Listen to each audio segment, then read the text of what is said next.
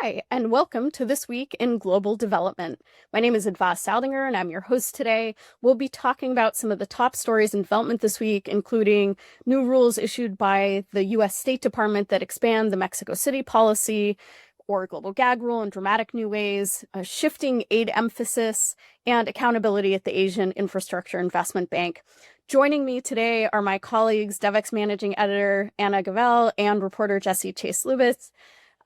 Jesse, Anna, thanks so much for being with me today. Looking forward to a great conversation. Anna, I want to turn to you first because one of the things that we saw this week, it was actually late last week, late Friday, we saw draft rules published, and during the day on Friday, an announcement from Vice President J.D. Vance that the U.S. would be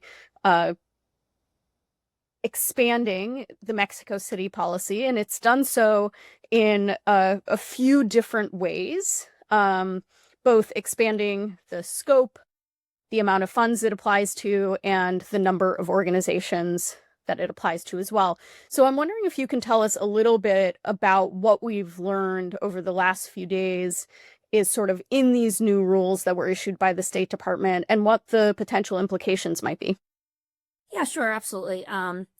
I mean, as you know, you wrote the article and it's got a lot of the details in it, but kind of broadly for background for those who might not know.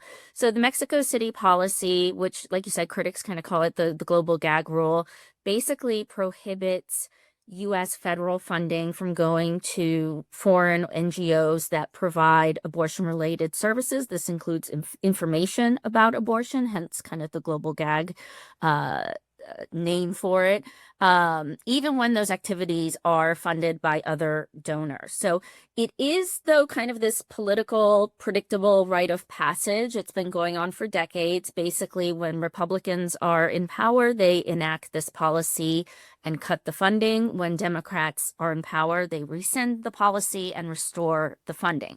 But as you mentioned, these changes now dramatically kind of up the ante for the aid community.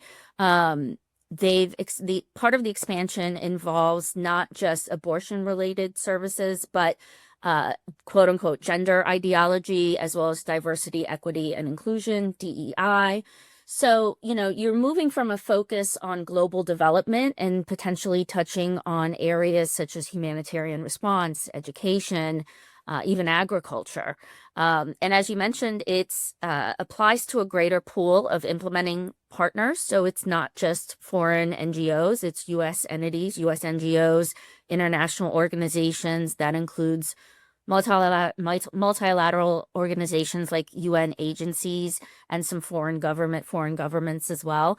And I think, this is like the UN agency, let's take that as an example of how this could be problematic. UN agencies pool their resources so that, no one particular country can kind of dictate the activities. So how would this work? Would it apply to all pooled funding? This is one of the many questions and concerns that this expanded policy is just far too broad and too vague, and it will cause kind of a massive confusion and difficulties, and it's just unrealistic to implement. I think another good example you pointed out in your article is, for instance, women's economic empowerment programs, which are very common. That's a very common policy and programs that the development community enacts. But technically, does this run afoul of the DEI rule because it focuses on, gender? So all of these are unanswered questions. This is very much in the early stages, but that, of course, is also part of the problem. I mean, if you have triggered so much backlash and confusion now, you can only imagine that I think this will become kind of one of the next big battles between the aid community and the Trump administration. Yeah. I know you had a lot of specifics, like including that this is the State Department, which is the caveat, not necessarily other U.S. agencies at the moment. But of course, the State Department is responsible for the bulk of U.S. foreign assistance. So it's kind of a moot point because this is what's going to impact the aid community. Yeah, I think there are questions. I mean, certainly, a lot of food security programs now have shifted to be run out of the U.S. Department of Agriculture. CDC is responsible for some programs related to global health. So I think there are questions about whether additional agencies will enact similar rules. I did hear from someone that there was originally an effort to do the rulemaking across the entire interagency process, like to include all of the agencies that work or disperse foreign aid funding, but that became too complicated, and so they sort of went first with the State Department. I think another interesting piece of this is that this rule applies to grants and cooperative agreements. It does not apply to contracts, but at least historically, what I've been told is that even though the Mexico City policy might come in place and they might have guidance first on sort of the grant side, often other implementing partners who might be operating under contracts are going to sort of pre-comply or comply anyway because they don't want to put their funding at risk. And then sometimes implementers have both types of contracts, right? So they're going to have to sort of comply anyway. And I think, one of the things when you have this sort of uncertainty about what do all these rules mean, how exactly are they implemented, that's not something that's foreign. Often with expansions to this policy or when it's implemented, there are questions about that, in the past, folks at USAID or the State Department have answered. I think there's questions about sort of capacity to sort of answer those questions. But we will start to see some of those answers when we see new money out the door, new grants that have, the language, though these rules have this specific language. We have not seen a rulemaking process around the Mexico City policy in the past. I had one source who told me it's actually pretty uncommon to see rulemaking in the sort of foreign affairs and foreign assistance realm. So I think there's quite a few things that are sort of unprecedented, both in the process and sort of the way it's implemented. I think, this also applies for the first time to US-based NGOs, not just international or foreign NGOs. And that raises some interesting questions around constitutional freedoms. And I think, we'll see if we'll see any sort of legal challenges or sort of process around the process or constitutionality. I think they've tried to sort of craft the language, particularly around US organizations, in a way that's based on, some court cases that we've seen in the US. So they're not totally restricting what US organizations can do, but they are requiring that US organizations, if they do anything that would violate these rules, do that in separate facilities with completely separate sort of segregated finances. And at least from the people I had talked to, they said that's in many cases pretty unworkable, right? Because what are you going to do? Set up a second clinic across the street that provides abortion counseling? So I think it becomes sort of a de facto stop, even if it's not legally there. And it's interesting that, this gets to a point that you made in the article as well, is that, U.S. funding, even though it's been diminished, is absolutely still critical, especially when it comes to global health. And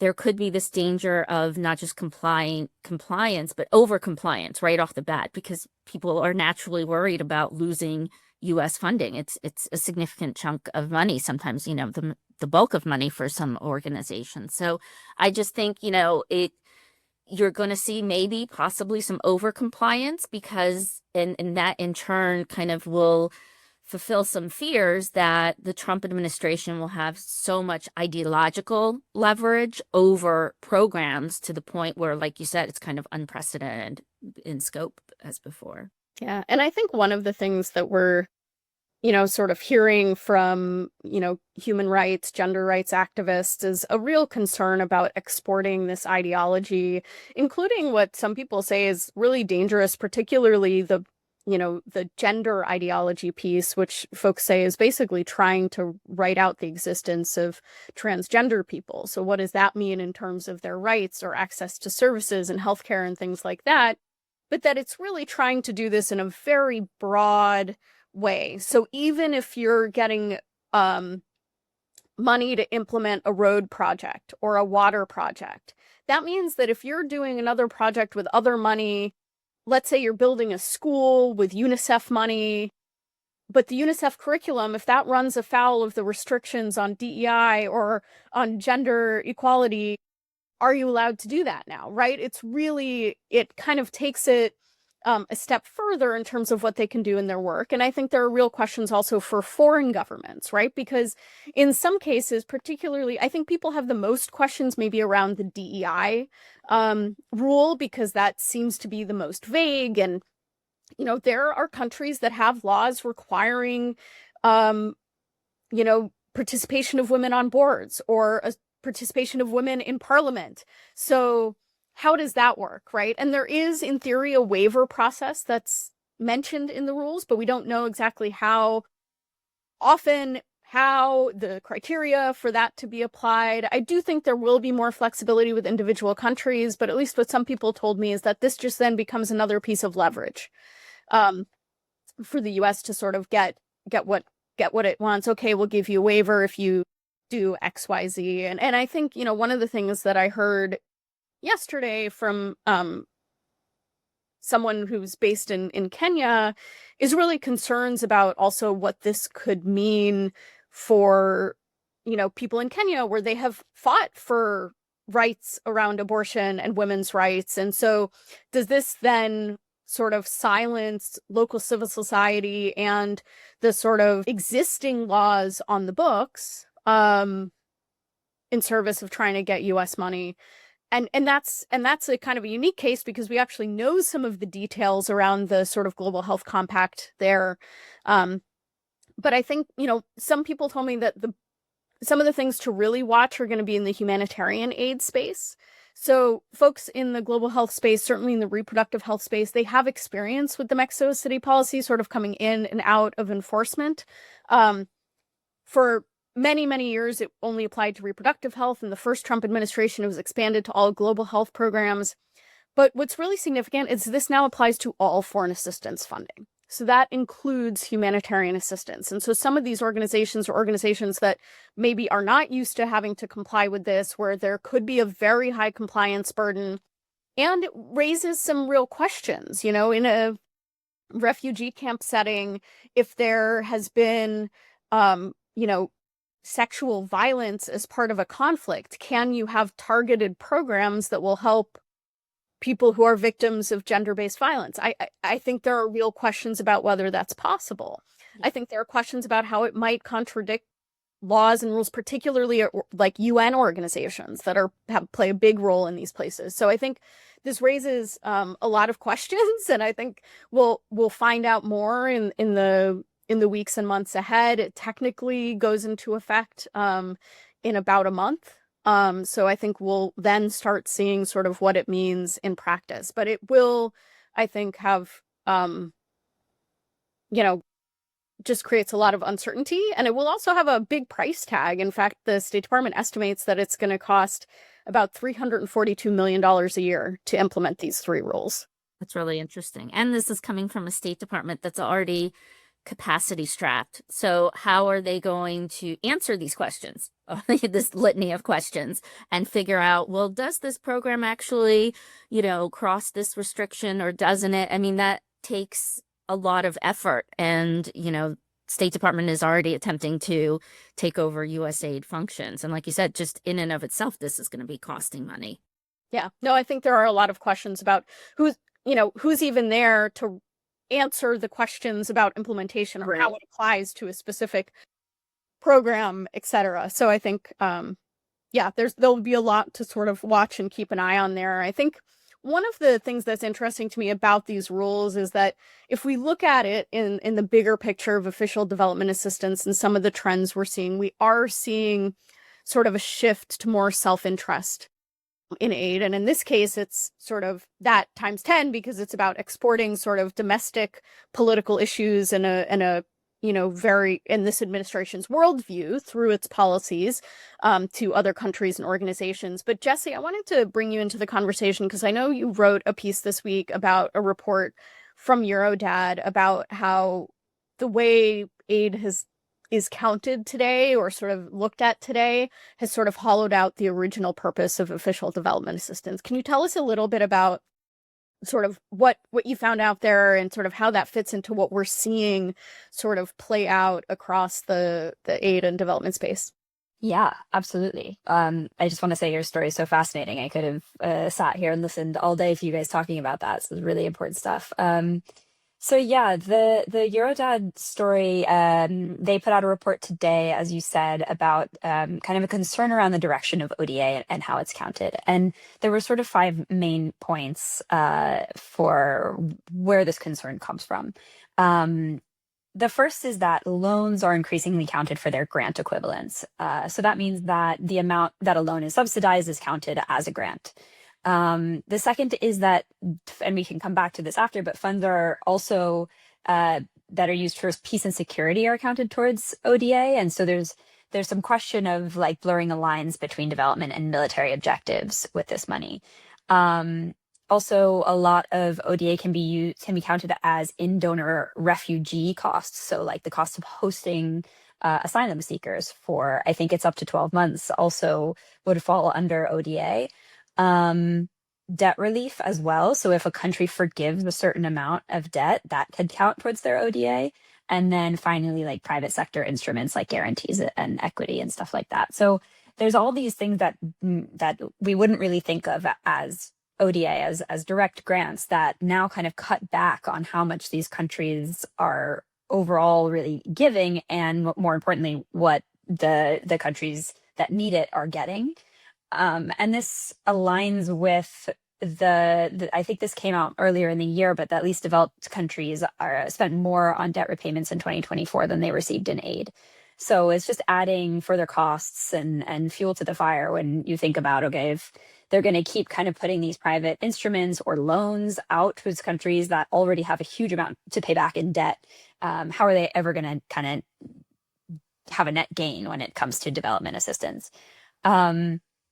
But as you mentioned at the beginning, this is sort of a general, broader story about a broader trend towards self-interested aid, which we're seeing everywhere, of course. And I think we've really seen it take flight in the last year. And obviously we've seen it in the US, but I think in Europe as well, in Germany, defense and security is outpacing money for aid throughout, all the budgets. And also the development kind of plans that governments are putting forward have a lot more to do with what's important to like the German or the European economy, rather than what exactly do these countries need. And so the Eurodad report was really saying we're seeing this shift of development assistance moving away from the needs of least developed countries and kind of the fundamental point of ODA, which is to address poverty, and moving more towards this donor-specific kind of self-interested aid. It's not a new story. We've been talking about this in one way or another over the past year, but I think they really put it all together into one place and kind of helpful to look at like that. Yeah, it's definitely something I've heard in recent conversations about sort of trends to watch in development finance in the year ahead too, because we're seeing it among sort of development finance institutions as well. I think certainly bilateral development finance institutions are trying to find that sort of nexus of how do I do development but have it really benefit, domestic companies, etc. And so I think that there's some tension there. And one of the people I spoke to recently said you often can't have both, right? You have to have one objective. And I think there are questions about sort of where that lands for a lot of organizations. And you talked about this sort of idea of defense spending as part of development spending. And we did see sort of the European Investment Bank as part of their strategy say they're going to do more investment on sort of security and defense, which is something that, traditionally we haven't really seen as much from development banks or development finance institutions. So I think it will be a really important thing to watch in the year ahead as well. Sort of, what is the primary mission of some of these organizations? How do we see the sort of financing spreads changing? Like Jesse said, it's not a new story. It's a trend we've been seeing for really a long time. It's kind of a long existing trend. There's always kind of been an underlying foreign policy, self-serving purpose to foreign assistance, but it's being really more out there in the open now. And where does this leave the poorest, most fragile countries. I mean, especially now, I think what's timely, and you talked about this, Advaz, is the private sector, the MDBs and so forth. They're being looked to as bilateral assistance gets cut, as grants get cut. They're being looked to as kind of the savior in a lot of ways. But the return on investment in the poorest, most fragile settings, it's not really there, or at least it's not, certainly not immediate. There are going to be exceptions. You're going to have like the Democratic Republic of Congo with critical minerals. There are countries, Europe, for instance, trying to tie aid to curbing migration to the continent. But this is all, very, again, kind of goes back to it's not altruistic. And poorer countries do not naturally fit into this paradigm. Again, I think it's, we're talking more about something that was more talked about behind closed doors. So I think that's also an interesting dynamic. And certainly, some self-interest, if it's mutually beneficial, does make sense. Again, increasing private sector investment, trade ties, decreasing dependence on traditional grants and assistance. These are all things that the aid community has long said are reforms that are important. But again, I think the key to this report is that the poorer countries do not fit into this arrangement. And I think that it's yet another sign that they will be struggling in the future. Yeah, I want to add to that too, because one of the pieces of the report actually says that in 2010, developed countries were receiving over 20% of total ODA. And from 2021, that fell to 13%. So there's a shift. And I think this was exacerbated too during the Russian invasion of Ukraine, a lot of EU, especially aid, is going to Ukraine. But we could see this shift towards, maybe middle income countries where maybe there's a higher return on investment, and leaving some of these least developed countries in the dust. But I also wanted to comment too on this, what you were mentioning, Adva, about the EIB and security. I'm also sort of interested in what double counts as like development and security. Like, does focusing on a certain development project help keep refugees from coming into a country, and therefore perhaps adding towards the security discussion of that country? And so are there discussions around how, money is counted as a development fund versus a security fund? That's, I think, probably something to watch moving forward as well.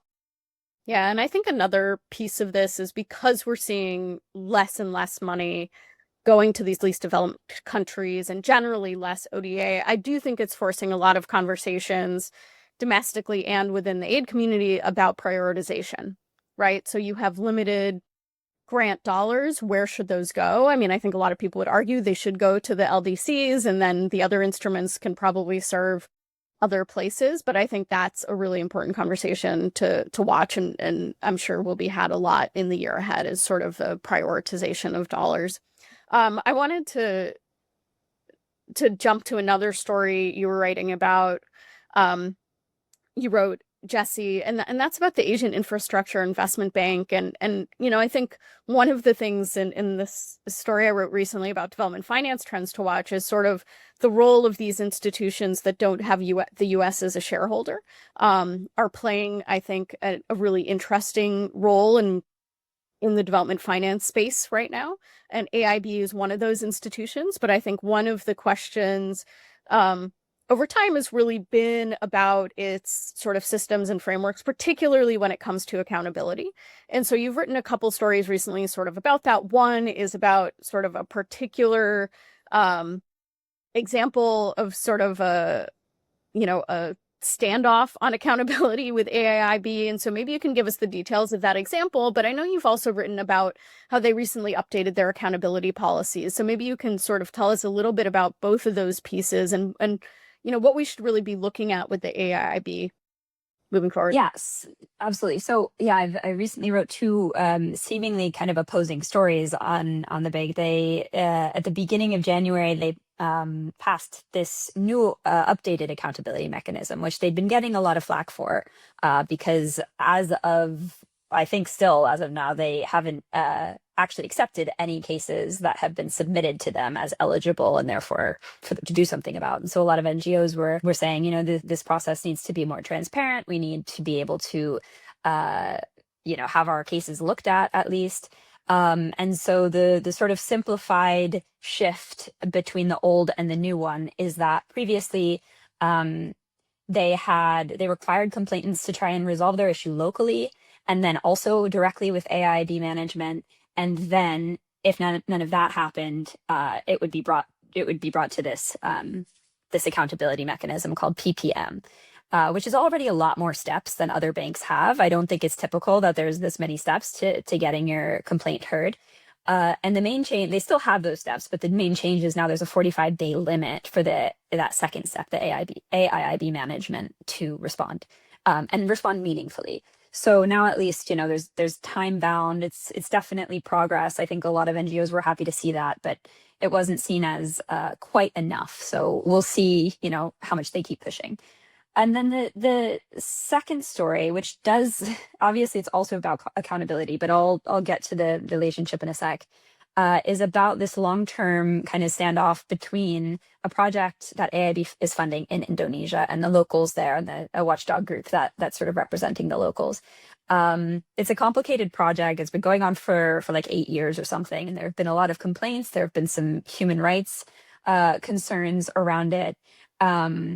And the group that's representing the locals is in that second step. They're saying, we have a problem with this project that you're funding. It's a big tourism project. And AIB is discussing it with them, but there's a standoff and, where are they going to meet in the actual village where these people live to see the problem, to see evictions. And AIB, based on emails we saw, has not at least yet agreed to do that. But really interestingly, the group I talked to said they don't want to go through that accountability mechanism, that third step, because they don't to me, they were just like, why would we go through that step if we know that they're not going to look at it, if no other cases have been eligible? They need all this paperwork that they have to submit in order to submit to this mechanism, and AIB needs to give them the paperwork. So we're definitely still smoothing out some issues. And I think AIB has been very responsive, both to me and the watchdog groups that I've talked to. They're answering, they're talking, they seem to be trying to figure out a way forward, but they seem to be kind of avoiding like a direct answer to the problem. So yeah, something to keep following for sure. Yeah, and I think one of the things that sort of stood out to me is because there hasn't been a case that's come before the accountability mechanism, people were saying like, okay, they're trying to improve it, but the real test will be, do they actually accept cases, and what do they do when that happens, right? And I think that's where you really see, like, when push comes to shove, it's one thing to have the mechanism, it's another thing to use it and to make it usable. And so I think that will be the test. And but I do think it's interesting that not everyone wants to have to jump through all those hoops, and maybe there is a resolution that can be had before that process, but we'll see in that specific project and more broadly as well. Unfortunately, I think we are out of time for today. But Jesse and Anna, I really wanted to thank you for joining me. And obviously a lot to keep track of and keep following here. So to everyone, stay tuned to Devex and our newswire, and certainly for the development finance news to Devex Invested, for all the news that you want on these issues. Thanks again. I'm Adva Saldinger. This has been This Week in Global Development.